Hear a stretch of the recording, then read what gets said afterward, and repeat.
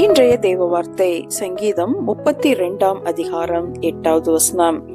நான் உனக்கு போதித்து நீ நடக்க வேண்டிய வழியை உனக்கு காட்டுவேன்.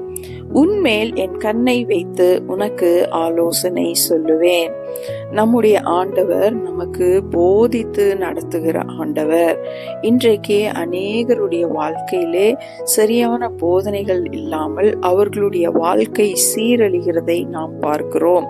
ஆனால் நம்முடைய ஆண்டவரோ நமக்கு நன்மையானவைகளை போதித்து நடக்க வேண்டிய வழிகளை காட்டி நமக்கு ஏற்ற ஆலோசனைகளை தருகிற தேவன். பிரியமானவர்களே, இந்த மாதத்தின் 1வது நாளிலே தேவனாகிய கர்த்தர் நம்மோடு பேசுகிற காரியம், நான் உனக்கு போதிப்பேன், நீ நடக்க வேண்டிய வழியை காட்டுவேன், உனக்கு ஆலோசனை சொல்லுவேன்.